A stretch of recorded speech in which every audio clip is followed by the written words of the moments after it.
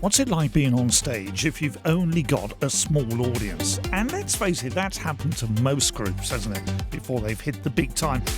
We're talking about this afternoon because a comic who performed at the Edinburgh Fringe last year sold only one ticket. And yet, despite that, the show went ahead, and he says it launched his career. By a happy coincidence, comedy reviewer Kate Copstick was waiting outside to watch the next performer, but she was so impressed that Robin Granger had gone ahead with the show that she tweeted about it. And Robin is quoted today as saying, "It went absolutely mad. The story went all over the world. I did 60 to 70 media interviews, 50 of them in the first week alone. And I sold out my Fringe shows," which is good news, isn't it? Off of the back of that, I went on a mini tour of the UK last year. So it got us thinking about audiences and the impact they can have on performers and performances. Maybe you've been part of some sort of production that's only performed to a very small crowd. We would love to hear. Does the size of the audience matter? One man who can tell us, I'm hoping, because that's why he's here, is Stephen Allen, formerly of this parish, a regular on BBC Radio Kent, stand-up comedian extraordinaire, the MASH report and much more. Steve, how are you? I'm doing very well, thank you. It's only now just dawned on me. I've been brought on to be interviewed about being able to pull a very small audience. How did I fall for this? Not necessarily. I mean, I don't know how small an audience you've performed to. I mean, to be fair, yes, if I answer that, it proves I also can attract a very small audience. I've never performed to one. I did an Edinburgh show, I think it was 2015. And on a rainy day, I had a really bad number. So I had two people turn up, a couple turned up. And the show I was doing at the time was like a review of the year. There was a slideshow with headlines and then me doing an hour of stand-up. Right. And with only two people, I just joined them at their table. So we just got drinks in. And because I had the remote control for the slideshow, we just sat there and I just did the jokes, sat next to them going through the slides. So technically not stand-up comedy. But, you know, it was a different thing. And I think this is what this Robin guy has managed to achieve with it. By going ahead with only one member of the audience, it's not really a gig. It's just like a private performance. Yes, yeah. But because it's so different, I mean, I'm sure whoever that audience member was must have had a great time. Yeah, and it is more intimate, I guess. Is it, as a result of that? Yeah, it's going to be a very different feel, isn't it? I mean, for example, the first thing, no one's going to walk out of that gig because you'd notice.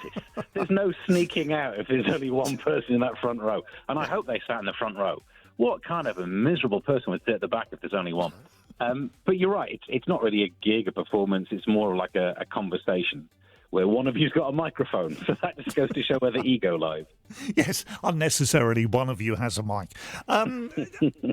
I guess before you go on, you know how many tickets have been sold beforehand. Does that have an impact on your performance?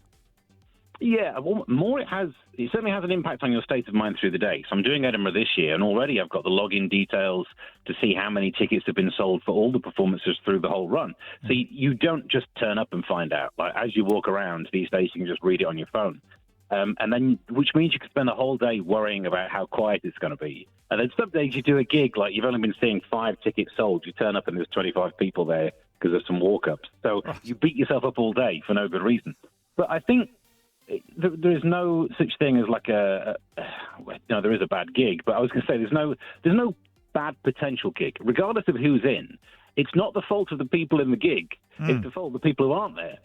And it's really easy as a comedian sometimes to like be a bit too resentful about the audience. No, they're the good ones. The ones sat right in front of you are the people to entertain. So what advice would you offer then to somebody who finds themselves faced performing to a smaller crowd? Don't address it all the time, otherwise it just becomes a bit one-notish. But don't ignore it. Don't pretend just doing it. Don't walk on and say hello Wembley when you've got one person sat in the front row. There's no point lying about it. And just respond to the room that you've got. If it's a very small audience, you're going to perform differently. And then one thing I did realise, when you start out doing stand-up, you do lots of open mic nights where you often get like 7 people in the audience. And you can get good at playing 7 people. But the thing is, don't get too good at playing 7 people, because you want your career to skew towards the 100 and 200 rather than being known as the guy who can really smash a room of 7. Yes.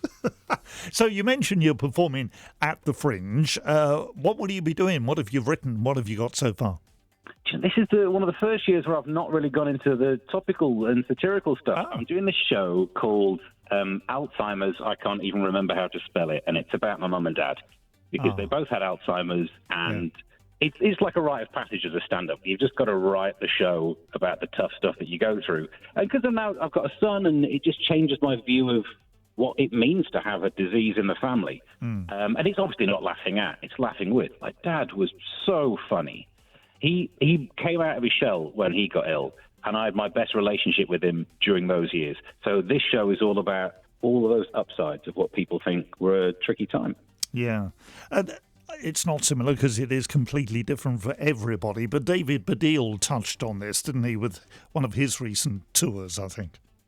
Yes, and he's done material about how rude his parents got. Yes. And mine didn't, thankfully. I mean, my dad used to sometimes do a bit of a prank where he'd try and, tap the bottom of one of the carers when they walked past, and then as they turn around to tell him off, he'd point at me and say, it were him. Dad, you can't get thrown out of this place, but I can. Stop it. Brilliant.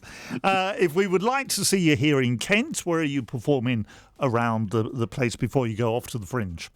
That isn't nowhere before I go off to the Fringe. I'm doing Brighton on the weekend, but I'm basically on the 2nd of August. That's when the Fringe starts.